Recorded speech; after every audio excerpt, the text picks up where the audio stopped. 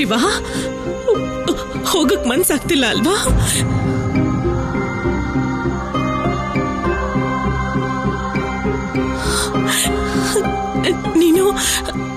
ನೀನ್ ಕೊಟ್ಟ ಮಾತನ್ನ ಹಿಂದಿಕ್ ತಗೋ ಶಿವ.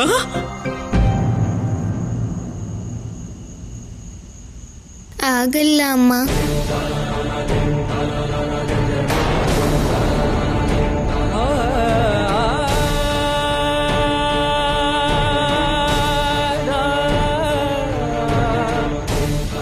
ನಾನು ಮಾತನ್ನ ಹಿಂದೆ ತಗೊಂಡ್ರೆ ಆಗ ಜಗತ್ ಹೇಳುತ್ತೆ ಶಿವ ತನ್ನ ಅಮ್ಮನ ಶಿಕ್ಷಣನ ತಾನು ಪಾಲನೆ ಮಾಡಿಲ್ಲ ಅಂತ. ಅಮ್ಮ,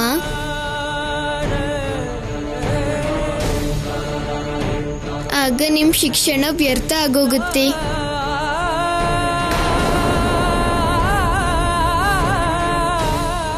ಅದರಿಂದ ಮಾತು ಕೊಟ್ಮೇಲೆ ಹೋಗ್ಲೇಬೇಕಾಗತ್ತೆ ಅಮ್ಮ.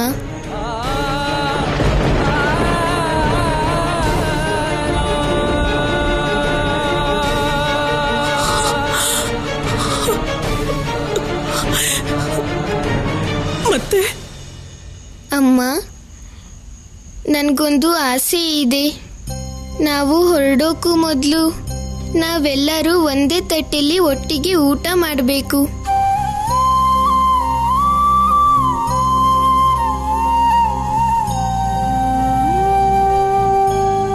ನಿನ್ನ ಭಾವನೆ ಏನು ಅಂತ ಅರ್ಥ ಆಗ್ತಿದೆ ಶಿವ. ನೀನು ನಿಜವಾದ ಸ್ಥಾನಕ್ಕೆ ಹೊರಟಿದೀಯ. ಪುತ್ರನ ರೂಪದಲ್ಲಿ ಕೊನೆ ಸಂತೋಷನ ನೀನು ಜೊತೆಗೆ ತಗೊಂಡು ಹೋಗೋದಕ್ಕೆ ಆಸೆ ಪಡ್ತಾ ಇದೀಯ ಅಲ್ವಾ?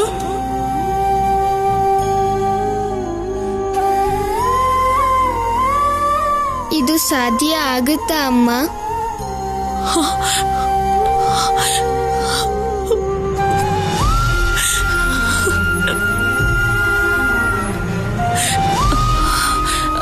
ನೀವು ಕೈಕಾಲು ತೊಳ್ಕೊಂಡು ಒಟ್ಟಿಗೆ ಕೂತ್ಕೊಳ್ಳಿ.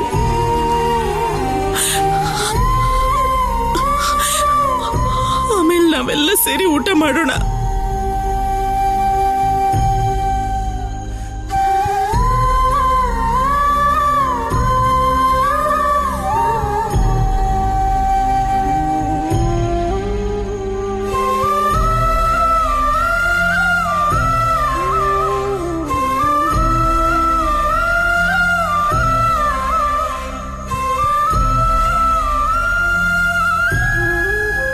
ಬನ್ನಿ ಮಹಾದೇವಿ, ಬನ್ನಿ.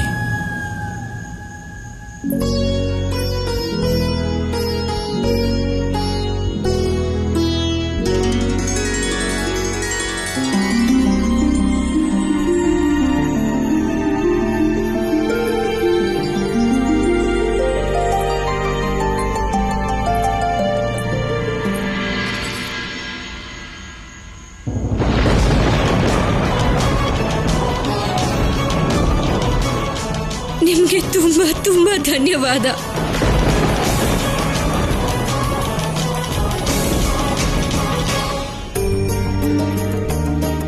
ನಿಮ್ಗೆ ತುಂಬಾ ತುಂಬಾ ಧನ್ಯವಾದ ದೇವಿ ಅನಸೂಯ. ನಿಮ್ಮ ವಿಶಾಲವಾದಂತಹ ಹೃದಯ ನನ್ನ ಮನಸ್ಸನ್ನ ಗೆದ್ದು ಬಿಡ್ತು. ನೀವು ನಿಜವಾಗ್ಲೂ 3 ಲೋಕಗಳಲ್ಲೂ ಎಲ್ರಿಗಿಂತ ಮಹಾತ್ಮರು. ನಾನು ಶಿವ ಹೊರಡೋದಿಕ್ಕೆ ಎಲ್ಲ ಸಿದ್ಧತೆ ಮಾಡಿದ್ದೀನಿ.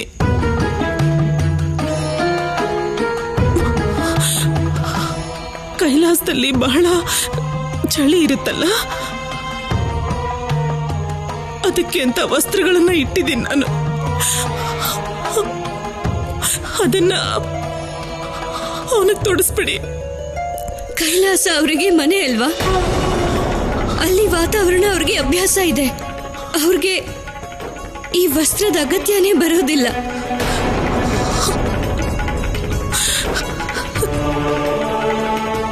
ಗೊತ್ತಿದೆ, ಆದ್ರೆ ಈಗ ಶಿವ ನನ್ನ ಮಗ ಅಲ್ವಾ?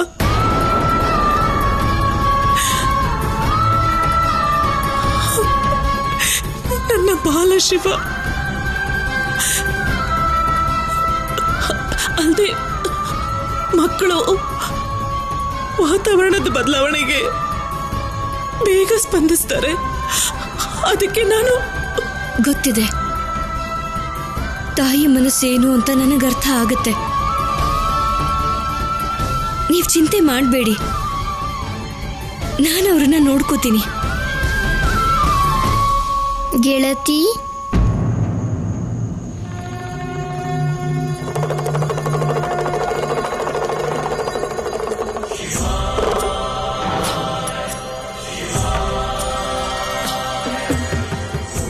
ನನ್ನ ಮಾತು ನಿಜ ಆಯ್ತು ಅಲ್ವಾ? ನಿಜಾನೇ ಗೆಳೆಯ, ನಿಮ್ಮಮ್ಮ ನಿಜವಾಗ್ಲೂ ಮಹಾತ್ಮರೆ.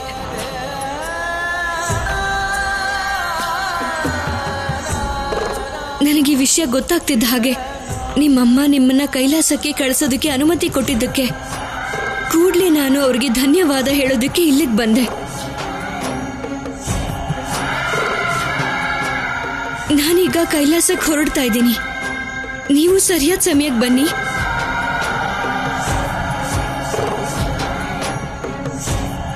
ಕಾಯ್ತಿರ್ತೀನಿ ಗೆಳೆಯ.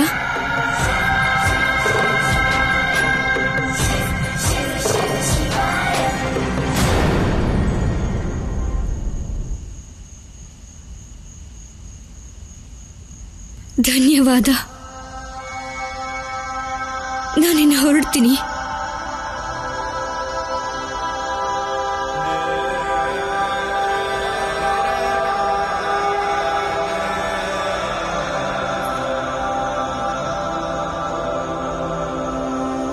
ಬನ್ನಿ ಮಹಾದೇವಿ.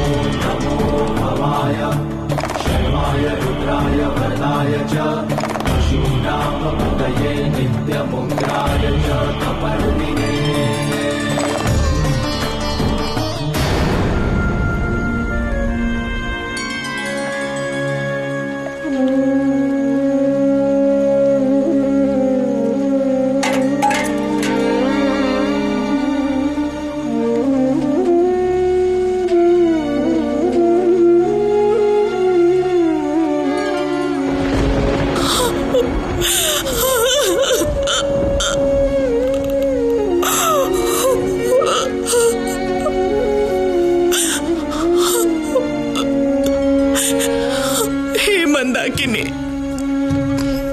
ನಿನ್ನ ಹತ್ರ ಬಂದ್ಮೇಲೆ ನಾನು ಏನ್ ಮಾಡ್ಬೇಕು ತಿಳಿತು. ಶಿವ ಕೈಲಾಸಕ್ಕೆ ಹೋದ್ಮೇಲೆ ನನ್ನ ಜೀವನದಲ್ಲಿ ಬರೋ ಖಾಲಿತನನ ನಾನು ಸಹಿಸೋಕ್ಕಾಗಲ್ಲ. ಬಾಲಶಿವ ಕೈಲಾಸಕ್ಕೆ ಹೋದ್ಮೇಲೆ ನಾನಿಲ್ಲಿ ನಿನ್ನಲ್ಲಿ ಒಂದಾಗ್ಬಿಡ್ತೀನಿ, ಜಲ ಸಮಾಧಿ ಆಗ್ತೀನಿ.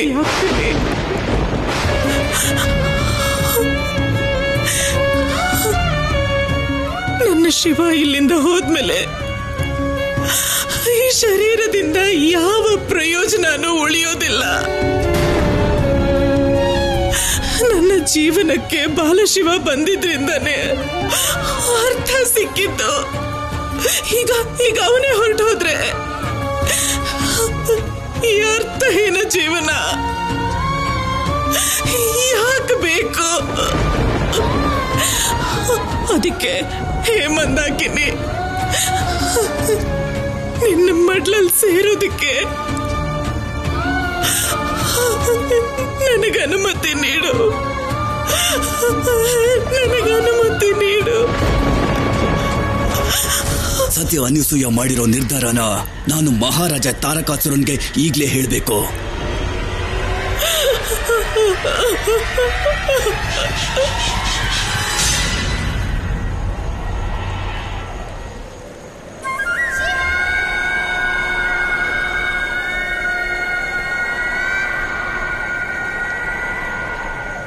ಅಮ್ಮ,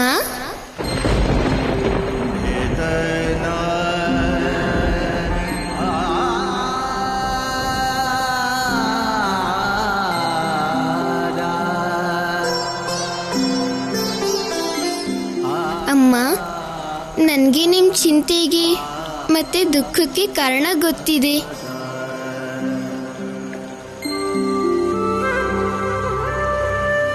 ನನ್ನ ಶಿವ ನನ್ನ ವ್ಯಥೆನ ಅರ್ಥ ಮಾಡ್ಕೊಂಡ. ಅವನು ಅರ್ಥ ಮಾಡ್ಕೊಂಡಿದ್ದಾನೆ. ಅವನಿಂದ ದೂರವಾಗಿ ನಾನು ಇರೋದಿಲ್ಲ ಅಂತ. ಅಮ್ಮ, ನೀವು ನನ್ನ ಬಗ್ಗೆ ಏನೂ ಯೋಚನೆ ಮಾಡೋದು ಬೇಡ. ಅಪ್ಪ ನನ್ನ ಜೊತೆಗೆ ಇರ್ತಾರಲ್ವಾ, ಯಾವ ಕಷ್ಟನೂ ಆಗೋದಿಲ್ಲ ನನಗೆ. ಅದಲ್ಲದೆ ನೀವು ನನಗೆ ನನ್ನನ್ನು ನೋಡ್ಕೊಳ್ಳೋ ಶಕ್ತಿನೂ ಕೂಡ ಕೊಟ್ಟಿದ್ದೀರಾ. ನಾನು ಕೈಲಾಸದಲ್ಲಿ ತುಂಬ ಚೆನ್ನಾಗಿರ್ತೀನಿ ಅಮ್ಮ.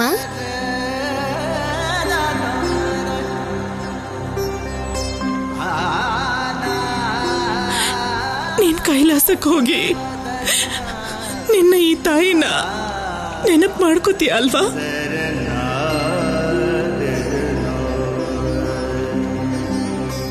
ಮಹಾಶಿವರಾತ್ರಿ ಉತ್ಸವದ ದಿನ ಬಹುಶಃ ನಾನು ನಿಮ್ಮನ್ನ ನೆನಪು ಮಾಡ್ಕೊಳ್ಳೋದಿಲ್ಲ. ಆದ್ರೆ ಉತ್ಸವ ಮುಗಿದ ಮೇಲೆ ಪ್ರತಿ ಕ್ಷಣನೂ ಕೂಡ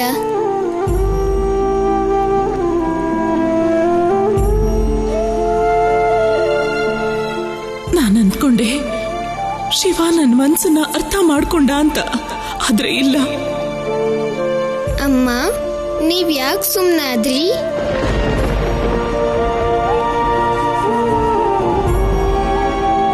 ಏನಿಲ್ಲ, ನೀರ್ ತಗೊಂಡ್ ಬರ್ತೀನಿ. ಅಮ್ಮ, ನಾನೇ ಹೋಗಿ ನೀರು ತಗೊಂಡ್ ಬರ್ತೀನಿ. ಬೇಡಪ್ಪ, ನೀನ್ ನನ್ನ ಜೊತೆ ಇರೋ ತನಕ ಈ ಕೆಲಸಗಳನ್ನ ಮಾಡೋ ಅಗತ್ಯ ಇಲ್ಲ ಕಂದ.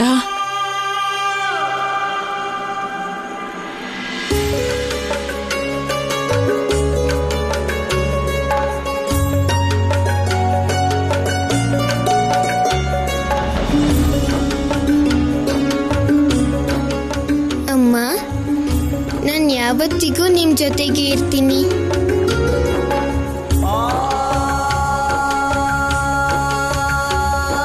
ಆಸೆ ಹುಟ್ಟಿಸ್ಬೇಡ ಶಿವ. ಅಮ್ಮ, ನೀವ್ ಯಾಕೆ ನಮ್ಮ ಜೊತೆ ಕೈಲಾಸಕ್ಕೆ ಬರ್ತಾ ಇಲ್ಲ?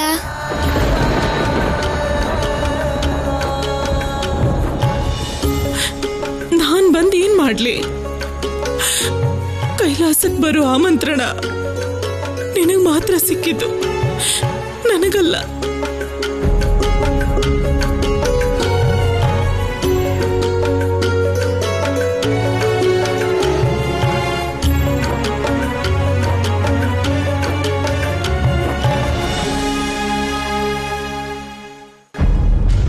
ದೊಡ್ಡ ಶುಭ ಸಮಾಚಾರನೇ ತಂದಿದ್ಯಾ ತೋತಾಸುರ. ನೀನಿನ್ನು ಹೊರಡ್ಬೋದು. ಆಗ್ಲಿ ಮಹಾರಾಜ.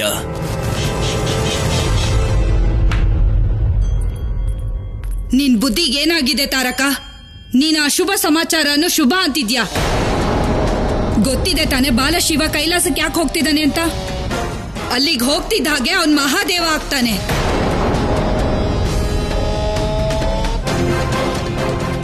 ಅಣ್ಣ, ಏನಾಗಿದೆ ನಿಮ್ಗೆ? ಶಿವ ಕೈಲಾಸಕ್ಕೆ ಹೋಗ್ತಿದ್ದ ಹಾಗೆ ಮಹಾಕಾಲ ಆಗ್ತಾನೆ. ಅವನು ಮಹಾಕಾಲ ಆಗೋದು ಅವನು ಕೈಲಾಸಕ್ಕೆ ಹೋದಾಗ. ಆದ್ರೆ ಅವನು ನಾಳೆನೆ ಹೋಗ್ತಿದ್ದಾನೆ. ಆದ್ರೆ ಅವನಮ್ಮ ಹೋಗ್ತಿಲ್ಲ. ಅವಳಲ್ಲಿಗೆ ಹೋಗದೆ ಇದ್ರೆ ಬಾಲಶಿವ ಕೈಲಾಸಕ್ಕೆ ಹೋದ್ರು ಕೈಲಾಸಕ್ಕೆ ಹೋಗದೆ ಇದ್ದ ಹಾಗೇನೆ. ನೀವೇನ್ ಮಾತಾಡ್ತಿದ್ದೀರೋ ನನ್ಗೆ ಅರ್ಥ ಆಗ್ತಿಲ್ಲ ಅಣ್ಣ. ತಾರಕಾಸುರನ ಉಪಾಯ ತಿಳಿಯೋದು ಅಷ್ಟು ಸುಲಭ ಅಲ್ಲ ಅಜಾಮುಖಿ. ಅವನ ತಾಯಿನೇ ಅವನ ದುರ್ಬಲತೆ. ಅದು ನಿಜಾನೇ. ತಾಯಿ ಶರೀರ ಸುಡ್ತಾ ಇದ್ರೆ ನೋವಾಗೋದು ಮಗನಿಗೇನೆ. ಅಂದ್ರೆ ಅಣ್ಣ, ಅಂದ್ರೆ ಸಾಯಿಸ್ತೀನಿ ನಾನು ಅನಸೂಯನ. ಆಗ ಸಾಯ್ತಾನೆ ಬಾಲಶಿವ.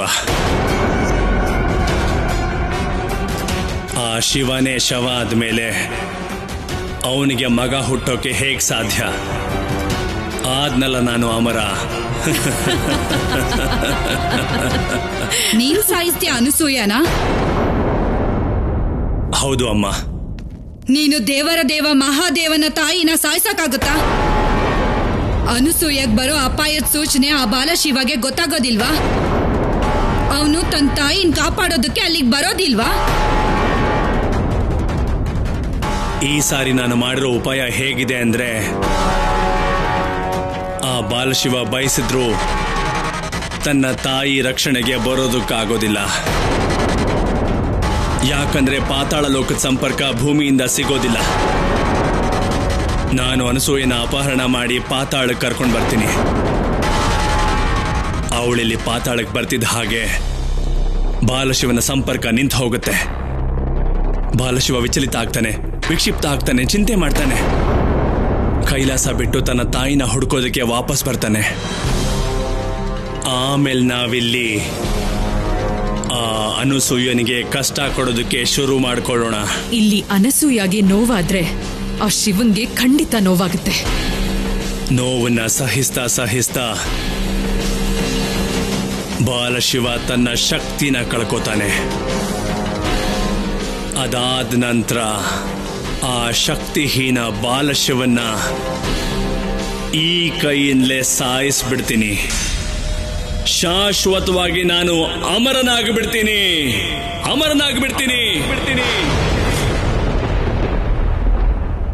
ಬಾಯಿ ಮುಚ್ಚು ಮೂರ್ಖ, ಬಾಯಿ ಮುಚ್ಚು. ವಿಜಯಕ್ಕೂ ಮೊದಲು ಯಾರು ವಿಜಯದ ಉನ್ಮಾದದಲ್ಲಿ ಮುಳುಗ್ತಾರೋ ಅವರಿಗೆ ಜಯ ಯಾವತ್ತೂ ಸಿಗೋದಿಲ್ಲ ಮಗನೆ. ನೀನು ಅನಸೂಯನ ಅಪಹರಣ ಮಾಡಬಾರ್ದು. ನಾನೇ ಕರ್ಕೊಂಡು ಬರ್ತೀನಿ ಅವಳನ್ನ ನಮ್ಮ ಲೋಕಕ್ಕೆ.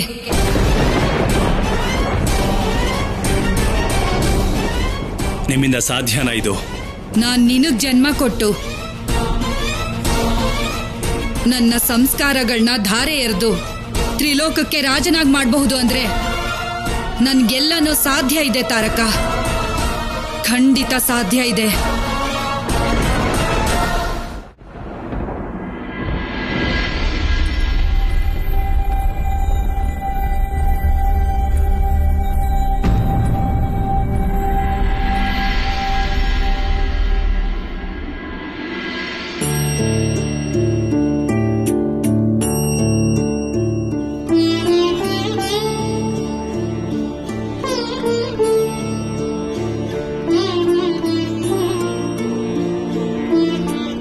ನಂದಿ, ಹೇಳಿ ಮಾತೆ. ಬಂದೆ ಮಾತೆ. ನಿನ್ ಕಣ್ಣಲ್ಲಿ ನೀರು ಏನಾಯ್ತು ನಂದಿ? ಏನಿಲ್ಲ ಮಾತೆ, ಏನಿಲ್ಲ. ಈ ಕಣ್ಣೀರು ಆನಂದದ ಕಣ್ಣೀರು ಮಾತೆ. ಈ ಮಹಾಶಿವರಾತ್ರಿಯ ದಿನ ನೀವು ನನ್ನ ಪ್ರಭುಗಳು ಒಂದಾಗ್ತಿರೋ ಸಂತೋಷಕ್ಕೆ.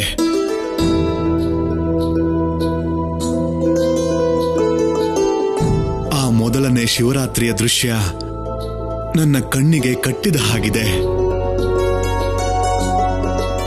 ನೀವು ಮತ್ತೆ ಪ್ರಭುಗಳು ನವವಿವಾಹಿತ ದಂಪತಿಗಳ ರೂಪದಲ್ಲಿ ಈ ಕೈಲಾಸಕ್ಕೆ ಮೊದಲನೇ ಸಲ ಬಂದಿದ್ರಿ. ಹರ ಹರ ಮಹಾದೇವ, ಹರ ಹರ ಮಹಾದೇವ, ಹರ ಹರ ಮಹಾದೇವ, ಹರ ಹರ ಮಹಾದೇವ, ಹರ ಹರ ಮಹಾದೇವ, ಹರ ಹರ ಮಹಾದೇವ.